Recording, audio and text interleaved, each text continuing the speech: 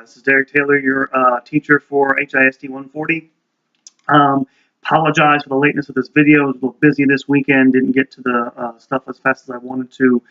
Just going to give you a brief overview of the module and the lessons for this week, which is on the making of the Constitution. And a couple things before I get into this. I mentioned in an email I sent out earlier on Monday about grades and everything. By the way, your quiz grades went up. I'm very happy to see that.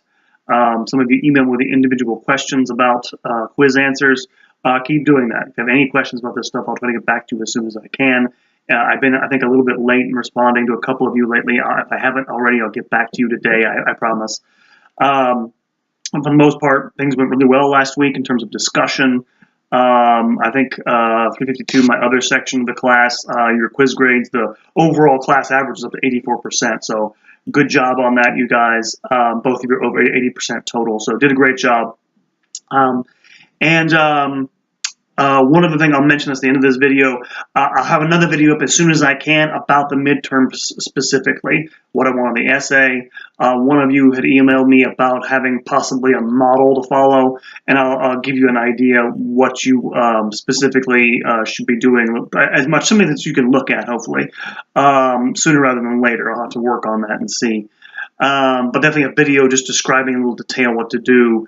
The assignment's basically simple, but it requires a lot. If you've read through the assignment, which you should have been done, you should read those assignments. You should be looking at the final essay as well right now, because that's what really these things we're doing every week in class. I'm trying to build you toward, because I'm trying to get you a taste of the process of actually doing history. Which I say a taste.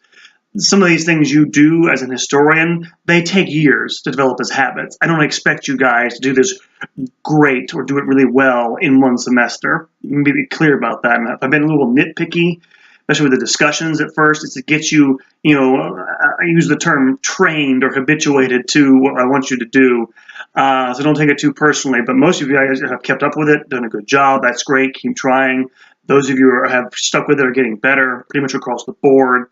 So keep up the effort and keep in tuned and keep in contact with me. That helps a lot. I can help you by email or however else I can do that for you.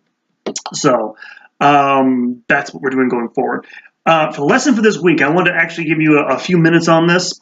Because of this lesson this week, I chopped up Chapter 6 into a smaller portion to give you this, partly because the making of the Constitution, it grows out of the revolutionary experience of agitation against Great Britain in the 1760s, and then finally in the 1770s, and then the war in 1776, 1781.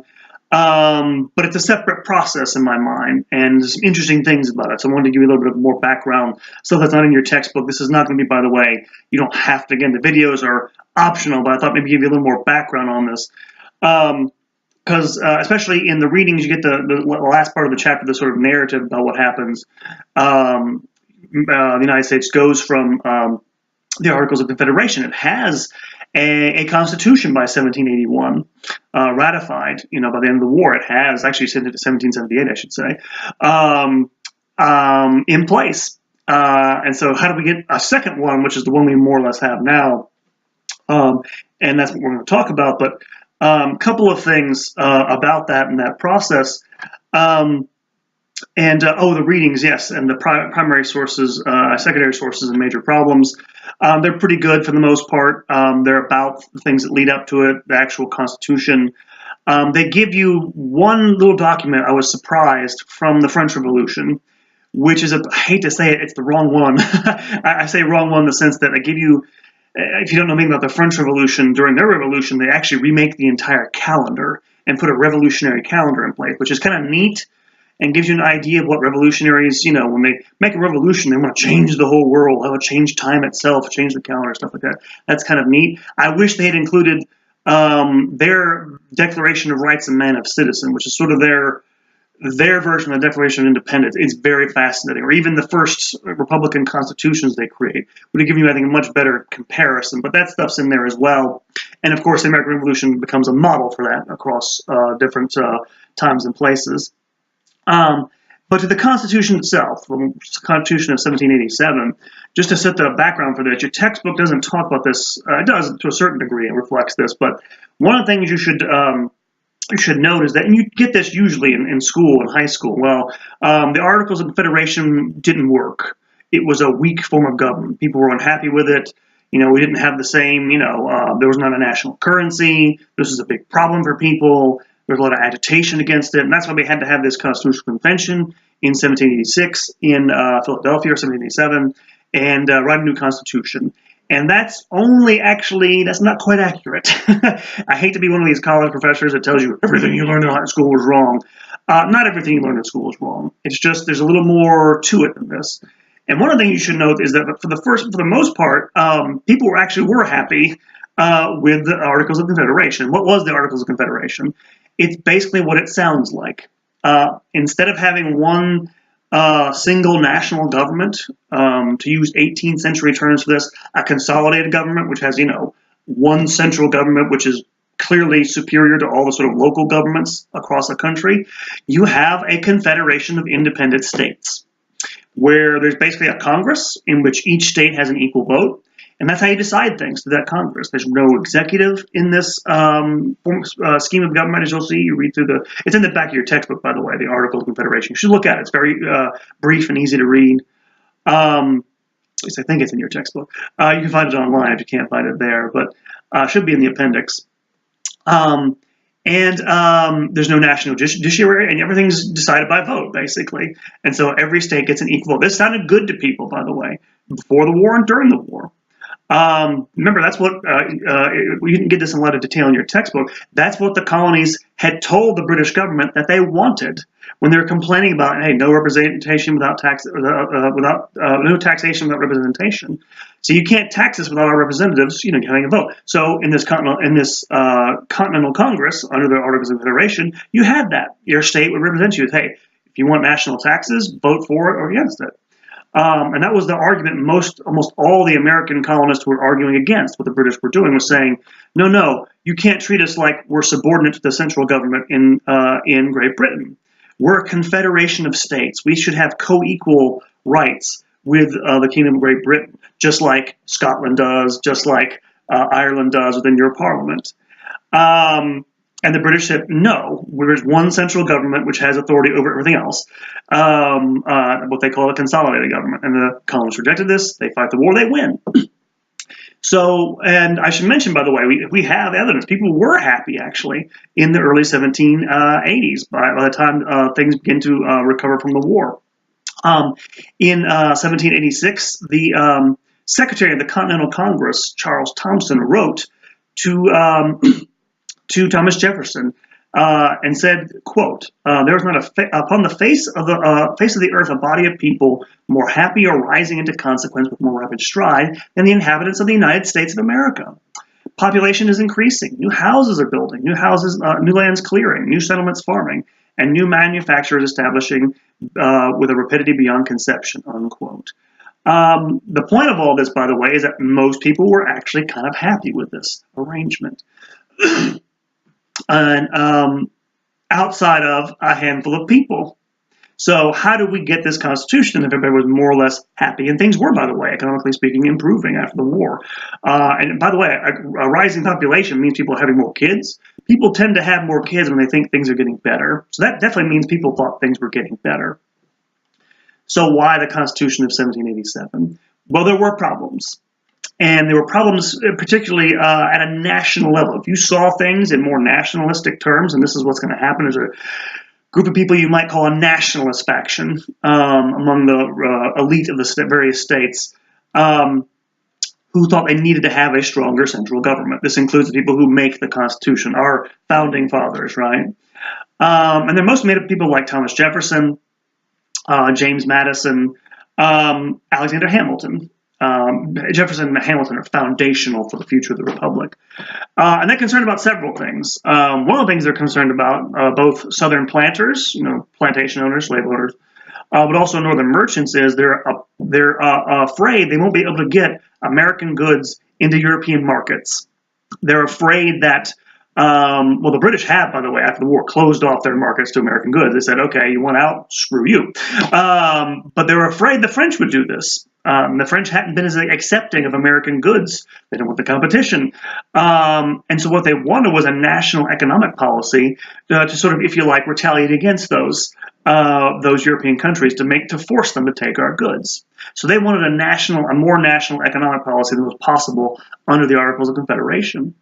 The second big problem a lot of these nationalists had, and this is something going back to the war itself, they didn't think that the national government, and there was something of a national government, the Continental Congress basically, under the Articles of Confederation had enough ability to wage war.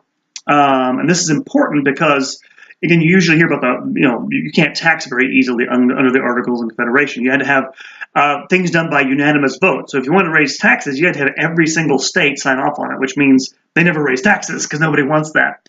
But to fight wars, you need to have, of course, money. And after the war, remember, you signed the Treaty of Paris with Great Britain, right?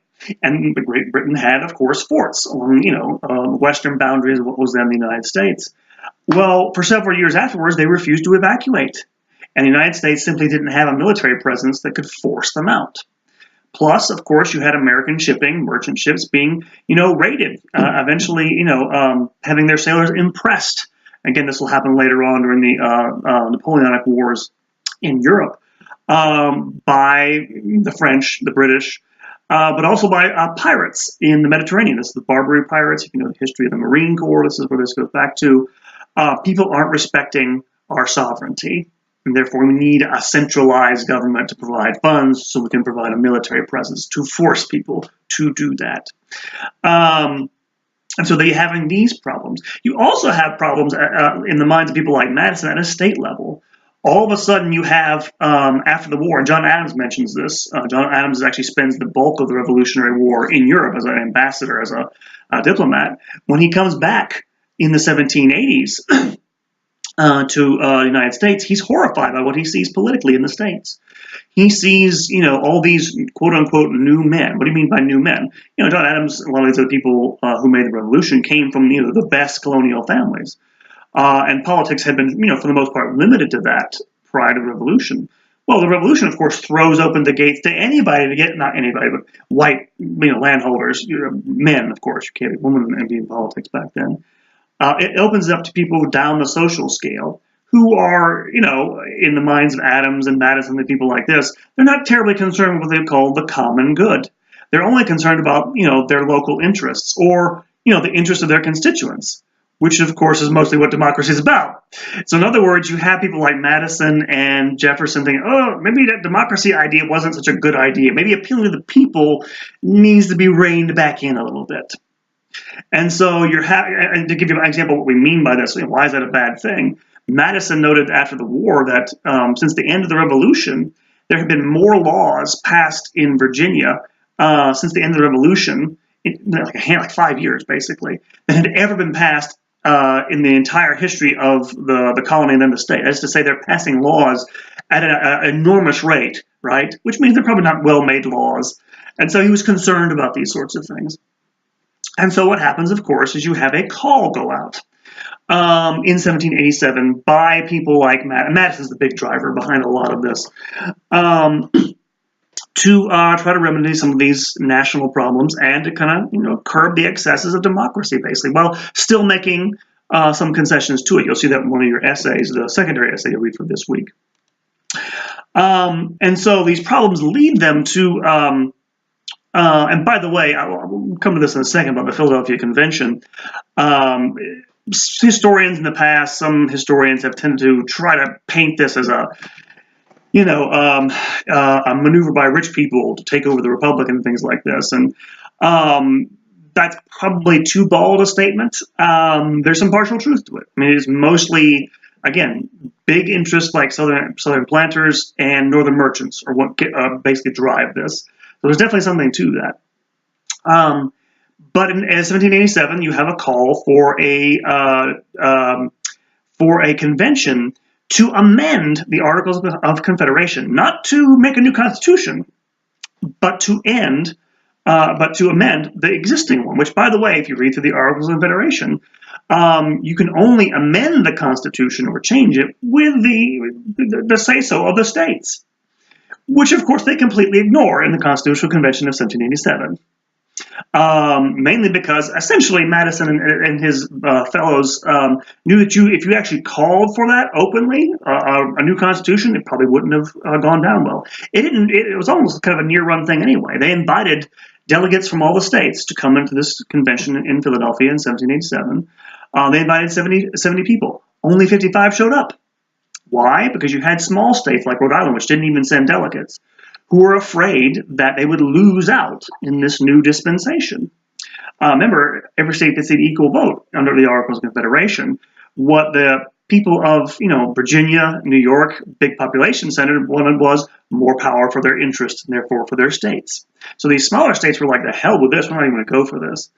And in fact, when they got there, the delegates, the 55, and found out what was actually going on, that they were actually going to write a new constitution, 13 of them walked out. So there were only 42 delegates of the original 70 scheduled to be there. And in the end, only 39 actually would sign on the dotted line for the new constitution. So it wasn't necessarily at first a really popular thing. And in fact, I have to stress this. This was essentially a totally illegal thing they were doing under the present Constitution of the Articles of Confederation. During the convention in Independence Hall, the doors were locked and armed guards were kept outside to keep people out. Total secrecy was the norm during these proceedings. Well, we only know what on, by the way, because James Madison kept copious notes in his diary of what was going on in the meetings. In fact, they were so worried about things getting out, they actually would have dinner in the evenings and go out to restaurants or whatever, bars, pubs in Philadelphia. They actually had someone follow Benjamin Franklin, who was one of the delegates, of course, out to his dinner meetings to make sure he didn't start blabbing about the new Constitution while he was drunk. There was total secrecy about this. So essentially what's happening in 1787 is a bloodless coup d'etat. How did they get away with this? Well, first of all, you get this from the readings and everything. They got away with this because Madison and Alexander Hamilton especially made sure they won over public opinion. And this is the most important thing done here, is that as soon as it was written, as soon as it was signed off on, they began a propaganda campaign, which is what we get in a newspaper, for lack of a better term, called the Federalist Paper. And so over a period of several years, they made arguments for why the Constitution was necessary and good. And they did this really early on, and this is one of the important things to note, because they were the first ones to start arguing about it in public. They defined the debate. They're the ones who, the Constitution presently is too weak. We have to be. That's all those arguments basically won the day because they got them out there initially. And because they're brilliantly written. And the arguments that James Madison, Hamilton, John Jay, there's only 3 or 4 main authors who wrote the Federalist Papers, are still discussed today. They still influence our view of the Constitution. And of course, they're brilliant. Even if they are, and they're propaganda, by the way, they are propaganda of the worst sort. Doesn't mean they don't have good arguments in them, but they are definitely meant to, in effect, very gently demonize anybody who disagrees with them. And there's a reason why, by the way, that's important, because once you define just to give you an idea what I mean by demonize, the term Federalist just is sort of a synonym for someone who favors a confederation. That's what they chose the name for the newspaper. Why is that important? Because they wanted to convince people, you see, this isn't that big of a change, right? We just wrote a whole new constitution. We're going to give the national government more power, but don't worry about it. We're going to have more or less the same setup we had before. You states, you're going to have just the same amount of rights that you did before, which, of course, is not true. It was meant to create a consolidated national government, which, of course, if you remember what I just said a few minutes ago, that was exactly what they didn't want when they broke away from Great Britain. So in a lot of ways, the Constitution as we have it was really a going back on the whole revolution in a certain sense. Except, of course, now they actually it's the Americans running things, so it's a little different. But it was meant to create a strong national government. However, they didn't totally get away with this, because within a short period of time, people began looking at the new Constitution and said, this isn't going to work. Way too much power is given to the central government. This is where the people who get called the anti-federalists come in. And by the way, you knew they were going to lose. Once you get defined as anti-something, once they had already co-opted the word federalist, the federalists were going to carry the day for the most part. But these anti-federalists, led by people like George Mason, people like this, usually Southern writers to a certain degree, but also Northern writers as well, worried about the effect this was going to have on the rights of the states, but on the rights of individuals, that it was going to create a gigantic national state in which people would elect people they had no sort of personal connection with. A lot of these people who were opposed to the Constitution were classical Republicans, and in classical Republican thinking, republics are always small scale. Why? Because you need to have people of virtue, citizens of virtue, who elect leaders whom they know personally, face to face. And the idea you're going to have this gigantic national government with these big powers frightened them. And they make, by the way, the critical arguments, which, and gets to this final point I'm going to make, to the addition of a Bill of Rights to the Constitution. They're the ones who force the people like Madison and Hamilton to make those concessions. Otherwise, they would not have been able to ratify the Constitution as it was. That's why you get the First Amendment. That's why you get all these things about freedom of assembly, freedom of petitioning the government. You get those first 10 articles of the Bill of Rights, one of which, I believe it's the 10th, reserves any powers not explicitly stated in the Constitution to the states. And so what you have is a consolidated government, which is also kind of, on the one hand, kind of curbed intentionally. Which means, by the way, you have no such curbs on the national government, say in Great Britain. The parliamentary system, whatever Parliament says, goes. Period, full stop. Whereas because of the addition of these Bill of Rights, and because of the traditions of the independence of these colonies and states before 1787, you basically have a consolidated government which is supposed to have total control over the states, which doesn't really quite have it. And in fact, the extent to which control it does have isn't really settled by all this. It's enough to get the Constitution ratified, and everybody eventually gets on board, even the smaller states. This is, by the way, why you have all these compromises, like, for example, the Senate only having, every state having 2 senators, right? The only reason you have an upper chamber is, well, not the only reason, but the big reason that you have an upper chamber is because, of course, the small states, who now, of course, you're going to have a legislature, the House of Representatives, based on population. Well, that means they're going to be squeezed out. That means they have no say in their own government. So they create the Senate to have everybody has 2 votes there. So that through the Senate, states like Rhode Island, the smaller states, can actually exercise some influence. But, of course, there's also a concern among these people that you're going to have, large population centers are going to dominate, dominate the government because they have all the votes. This is where you get the concern about slavery and the compromise over counting, slaves as only part of a human being, basically, for population purposes in the Constitution. You can take a look at that for yourself. It's also what leads, by the way, if you're wondering, to something like the Constitution, the Electoral College. Because again, why do we have that? Why does it prevent, winner of the popular vote from, electing a president? Why? Because if you did that, back in 1780s, well, everybody be elected basically from the big population centers because it would be their votes that dominate everything.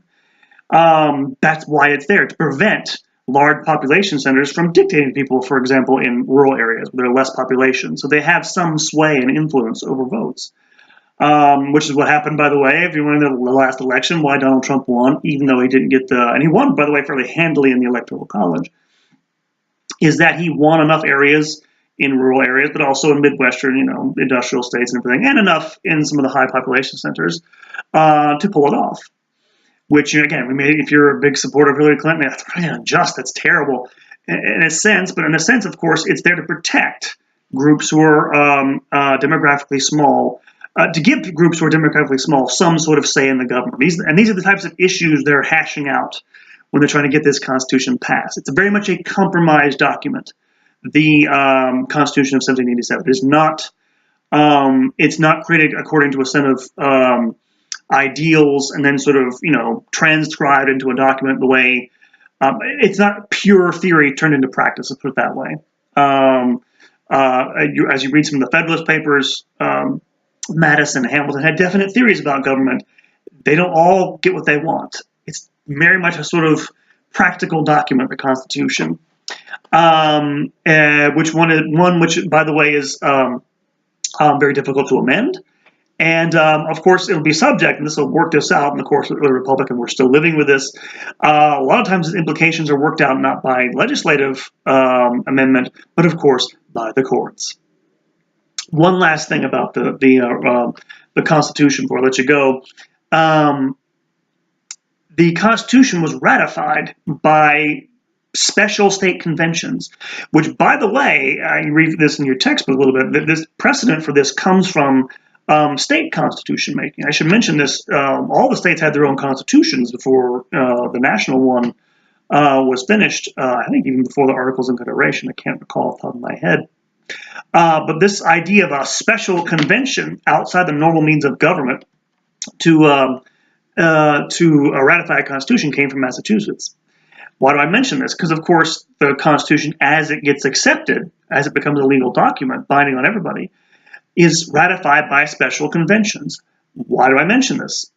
When you get to, and we'll come to this obviously in the course of the rest of the semester, when you get to the Civil War and the issue of secession, the Southern states, of course, decided to secede. How? They have special conventions that say we want out now. And there's nothing, by the way, not one thing in the Constitution that says you can't do that. There's nothing in there. That's a problem. I say this, I'm not defending, what the South was, slavery, but legally speaking, there's a real serious ambiguity going forward. Real serious. That's the problem with a compromise document. You leave things unresolved and you hope politics can take, care of that, which for the most part it does. But when politics breaks down, there's nothing left.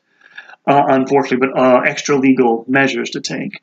And my other point is that you're going to see within a few years, actually, people like, ironically, Jefferson and Madison are making arguments that, hey, the states still have lots of powers within this government. And at least in potential, like, hey, we sign off on this as a state, we can sign out of it too. Which is to say that, the southern states, when they secede, they kind of have a legal argument to make. One that at least I find fairly, I think they have a point.